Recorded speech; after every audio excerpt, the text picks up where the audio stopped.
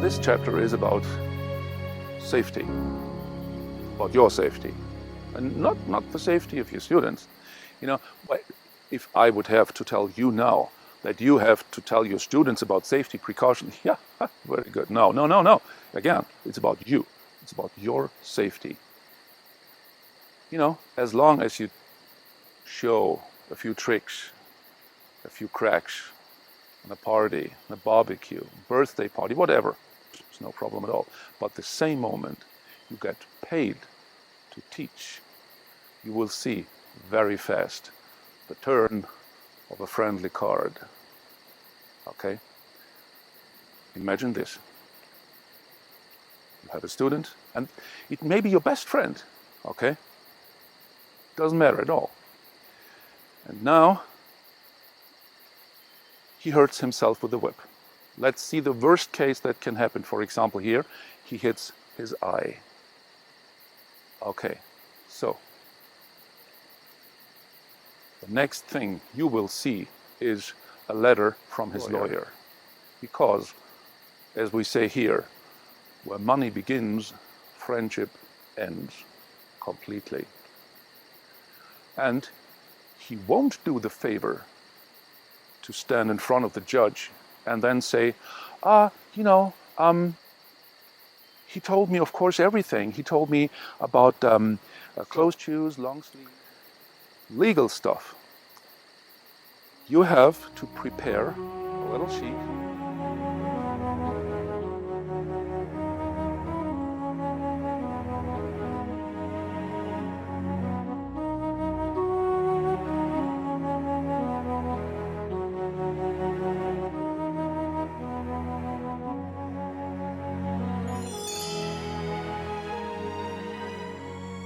To be professional is one thing.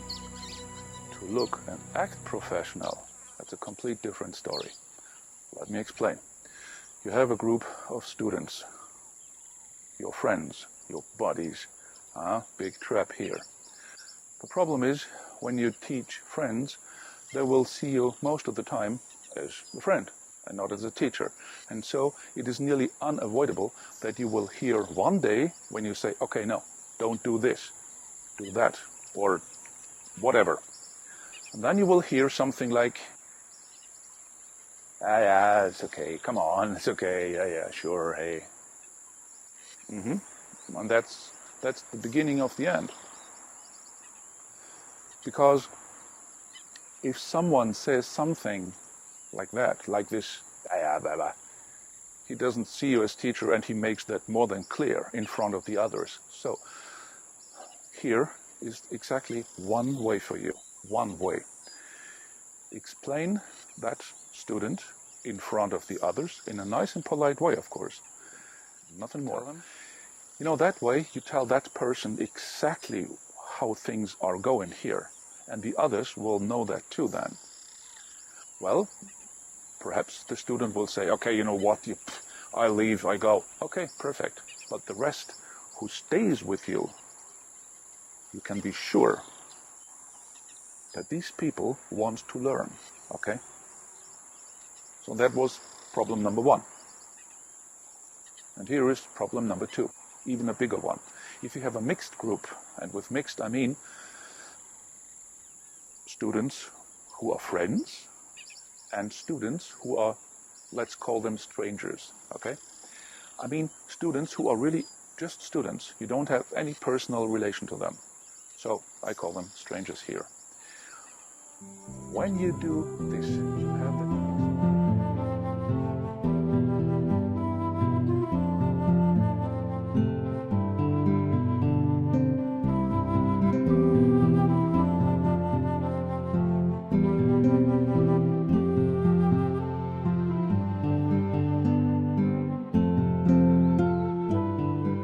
What is so amazing on target work?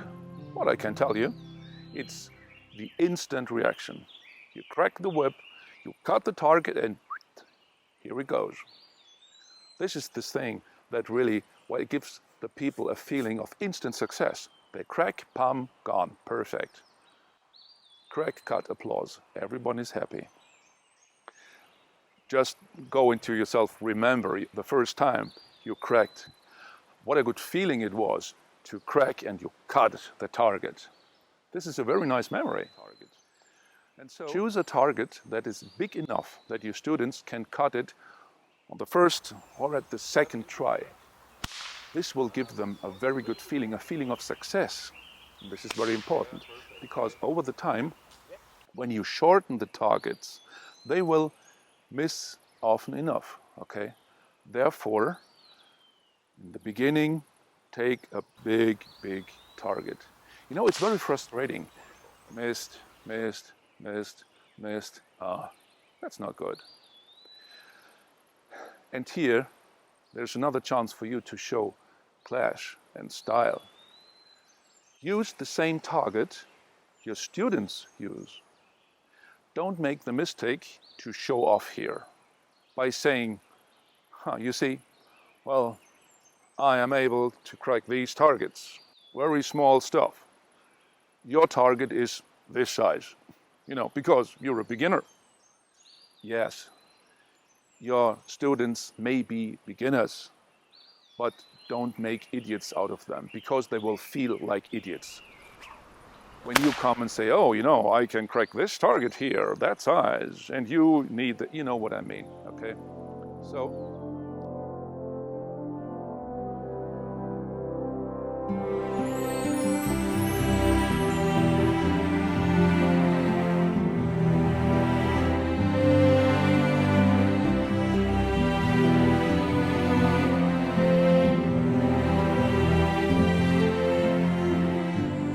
A lot of people, most of the beginners, but even advanced whip handlers, say the only good crack is a crack loud as a gunshot.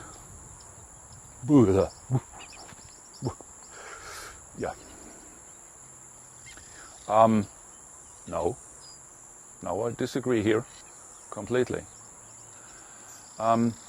Every idiot on the planet is capable of making a big, loud noise. Well, you know, some of them even don't need a whip for that, but that's another story. Not the big, mindless, whip-destroying crack, but I'm sure that every one of you watching this now is able to teach. But this is no art. This is no finesse. In fact, it's nothing. I think the real interesting thing is to produce a controlled snap. Something like this. Just a snap. Not more than this. Just a snap.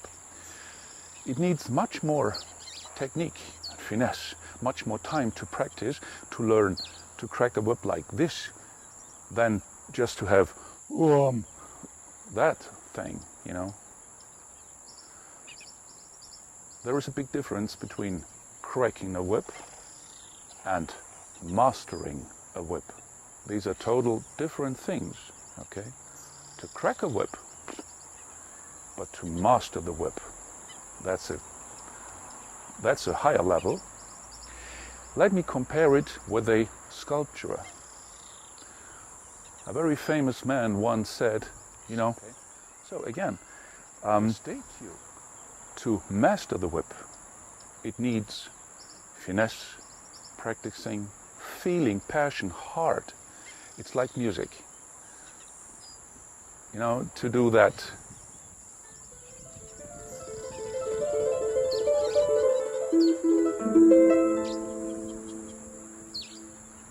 Technically seen, these are all single tones, but together it's art. And let me show you one more thing. To crack the whip with finesse and style, you don't need to hold it like a vice, okay? You can hold the whip like this, just with a few fingers, actually 2. But I show you, just watch this out before I show you.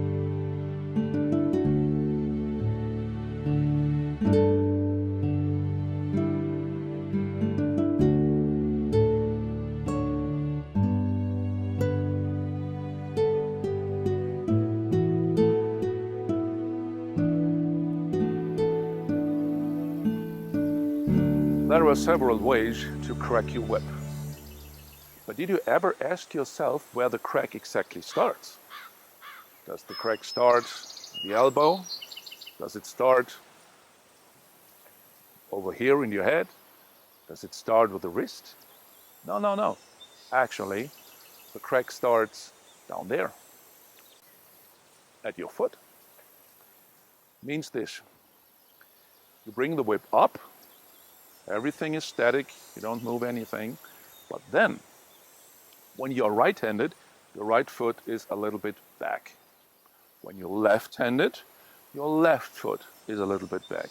I'm demonstrating the whole thing and explaining with the right hand, so my right foot is back, but you can just put it over to the left side, it's exactly the same thing. So, you bring your whip up, and before you bring your whip down, follows, you start, and then this impulse goes through your shoulder, through the arm, through your hand, into the handle of the whip, and down the thong. This is a very sophisticated way to crack, because you use your whole body for the crack. Every muscle, every part of your body. So when you crack the whip that way, the whip doesn't become only an extension of your arm. The whip will become a part of your body. Like I said, it takes much more time. You have to practice a lot more to master this way of cracking. But again, this is a very sophisticated way to move, very elegant way. And if you teach that method, believe me, you will be just one of a few teachers who tell this method. But teaching this method of moving, of transferring the energy through the whole body, is teaching on a very high level. To go for 10 meters, you just made 3, so that's a fail. And instead of being upright here, you are lying flat on your nose. That means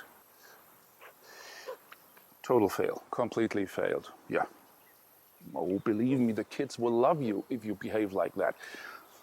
No, they won't. But, okay, if you like, we can go back and try it again. If you like, yeah, okay. So, just one more. The kitty starts again, it makes 9 meters, and boom, again. Okay, now your part. Well, okay, you made now, well, 9.5 meters. When you teach, and you will be surprised now, there is not so much difference between teaching a child or teaching an adult. Absolutely not. Well, a few things will be different when you teach a child. For example, you will tell a child something like, okay, you know what? Just upright, try to keep your balance, and in the end, when you're going to stop, just put your feet to the sides, and so you won't fall. And then everything is okay. And remember, Daddy's always behind you, so everything is okay, no worries. That is the way you would talk to a child. What would you say to an adult? Okay, now, just try to hold your balance, okay? And don't watch the street. Keep your eyes over there. And when you have problems, hit the brakes and then put your legs to the side, okay? So that will prevent you from falling. Okay? Okay, go on. So, what is this? You probably noticed yourself now. We had balance, we had hit the brakes, we had put the legs to the sides. So, it was pretty much the same thing, except of, no worries, Daddy's always behind you, you see? And like I said, teaching an adult is not so much different from teaching a child. So, what you need, what I can give you as advice here for that thing is patience, my friend. Okay? Patience. When you teach an adult, remember how it would be teaching a child. You need patience for that. So you need patience for the student. That's the problem I said in the intro. A very experienced whip handler will say, oh, come on, please, this is not so complicated. You know, just bring the whip over your head and then go to the other direction. Yeah, that is wrong. Would you talk like that to a child?